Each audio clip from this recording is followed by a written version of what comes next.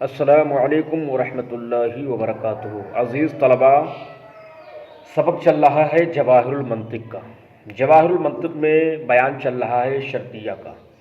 شرطیہ کی تمام قسموں کو آپ نے ملاحظہ کر لیا۔ یہاں سے شرطیہ کی ایک اور قسم اب ہم پڑھیں گے۔ فرماتے ہیں حقیقیہ معنیت الجمع معنیت الخلو کی شناخت کا جدید طریقہ۔ ایک بات یاد رکھیے، حقیقیہ معنیت الجمع معنیت الخلو۔ معنیت الجمع کے مطلب یہ ہوتا ہے کہ جو جمع کو روکے، اور معنیت الخلو کا مطلب ہوتا ہے جو خالی ہونے سے روکے۔ یعنی معنیت الجمع یعنی دو ایسی چیزیں ہوں گے جو ایک ساتھ جمع نہیں ہو سکتی ہیں، جمع ہونے سے مانع ہو۔ اور معنیت الخلو کا مطلب یہ ہوگا کہ دو ایسی چیزیں ہوں گی جو ایک ساتھ جمع تو ہو سکتی ہوں گی لیکن ایک ساتھ خالی نہیں ہو سکتی ہیں۔ تو ہم نے یہ لفظی طور پر اس کی تعریف کر دی، لغوی طور پر یعنی لفظی طور پر۔ اب اس کی ہم تفصیل پڑھیں گے انشاءاللہ تعالی اور جھوم جائیں گے۔ فرماتے ہیں کہ واضح ہو، چلیے ہم اس کو لے لیتے ہیں ساتھ میں تاکہ سمجھنے میں آپ کو دقت نہ آئے۔ واضح ہو کہ ایسا جملہ خبریہ کہ جس کے مبتدا کے لیے بواسطہ حرف تردید دو خبریں مذکور ہوں۔ کیا کہا؟ ایسا جملہ خبریہ کہ جس کے مبتدا کے لیے بواسطہ حرف تردید دو خبریں مذکور ہوں، یعنی مبتدا ایک ہو اور حرف تردید کے ذریعے سے دو خبریں ہوں۔ یعنی یہ تو یہ ہوگا، یہ تو یہ ہوگا۔ مثال کے طور پر ہم نے یہ کہا کہ یہ جو انسان ہے یا تو یہ اچھا ہوگا یا برا ہوگا۔ تو دیکھیے یہ انسان یہ مبتدا ہو گیا، اور یا تو یہ ہوگا یا تو یہ ہوگا، یہ دونوں خبر ہو گئے یعنی حرف تردید کے ذریعے۔ خیر چلیے، بہت آسانی کے ساتھ صاحب کتاب نے سمجھایا ہے، ہمیں کوئی زیادہ ادھر ادھر سے مثال دینے کی ضرورت نہیں ہے۔ فرماتے ہیں بواسطہ حرف تردید دو خبریں مذکور ہوں، اسے منطقیوں کے نزدیک منفصلہ کہا جاتا ہے۔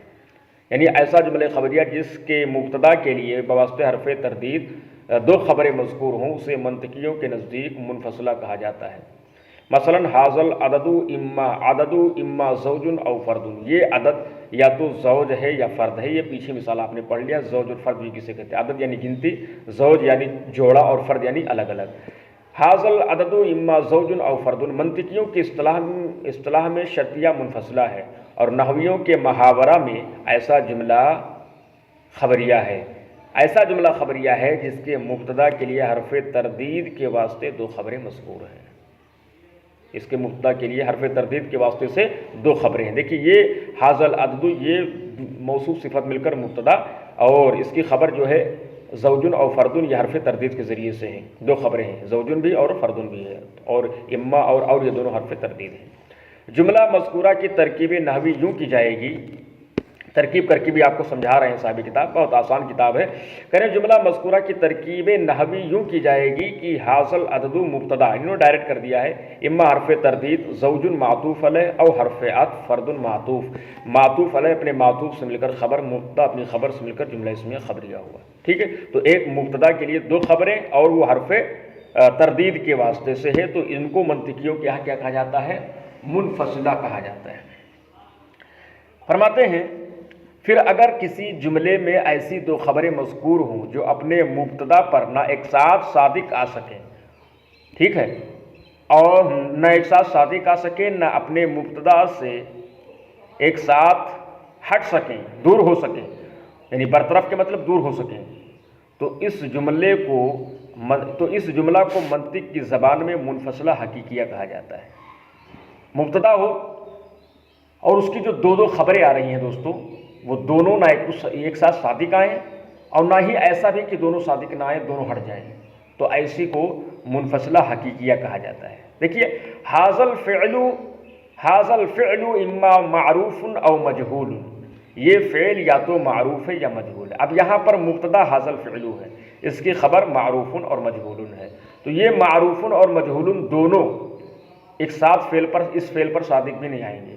کیونکہ اس کا ترجمہ ہوا یہ فعل یا تو معروف ہے یا مجہول ہے، تو یہ دونوں ایک ساتھ صادق نہیں آ سکتے، کیونکہ یہ فعل جو ہے فعل یا تو صرف معروف ہوگا یا مجہول ہوگا، ایک ہی ساتھ معروف ہو جائے ایک ہی ساتھ مجہول ہو جائے ایسا نہیں ہو سکتا ہے۔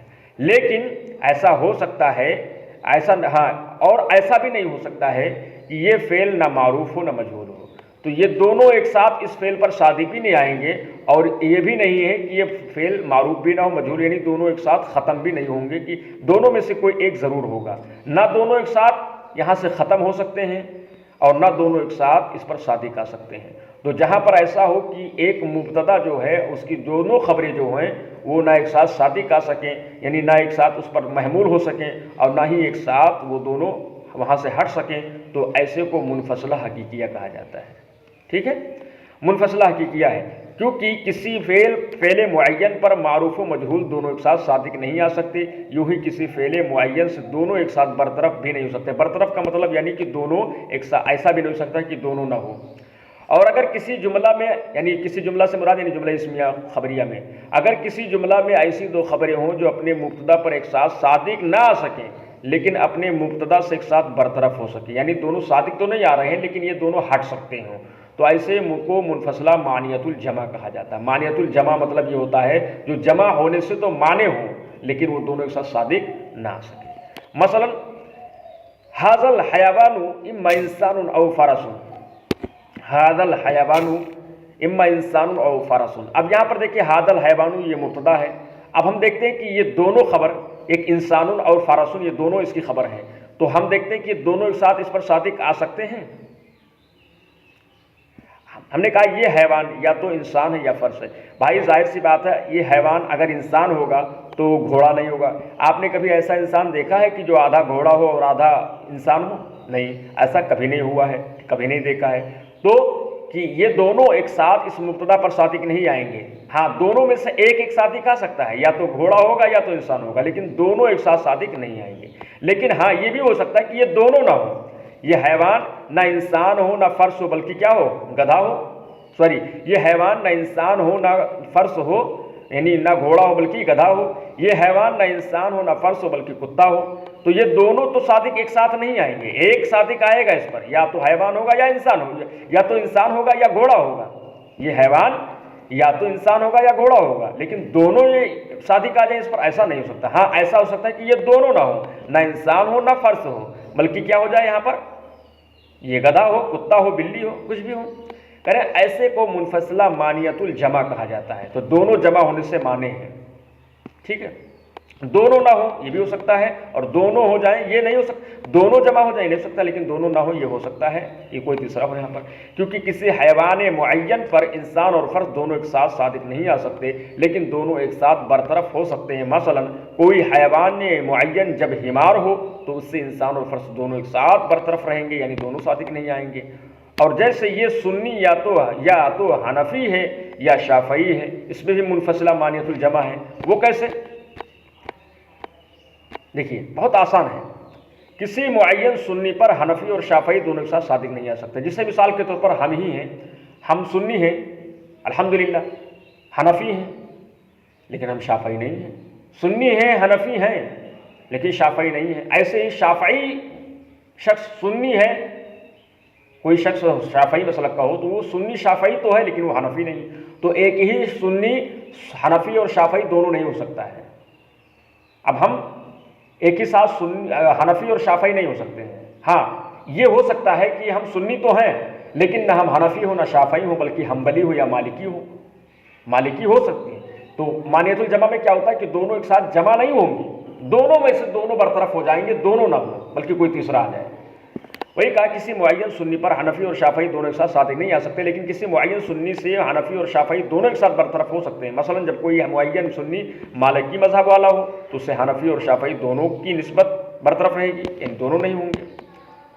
اور فرماتے ہیں اور جب کسی جملہ میں ایسی دو خبریں ہوں جو اپنے مبتدا سے ایک ساتھ برطرف نہ ہوں، یعنی اس سے جدا تو نہ ہو سکے لیکن اپنے مبتدا پر ایک ساتھ صادق آ سکے۔ پہلے آپ نے کیا پڑھا؟ پہلے یعنی حقیقیہ منفصلہ میں پڑھا کہ دونوں نہ جمع ہوں گے اور نہ دونوں اس سے جدا ہوں گے، نہ دونوں جدا ہو سکتے ہیں اور نہ دونوں اس پر صادق آ سکتے ہیں، تو اس کو منفصلہ حقیقیہ کہتے تھے۔ دونوں جو ہے جدا تو ہو سکتے ہیں، دوسرے میں کیا پڑھا؟ دونوں جدا تو ہو سکتے ہیں لیکن دونوں ایک ساتھ صادق نہیں آ سکتے ہیں، تو اس کو مانعۃ الجمع پڑھا۔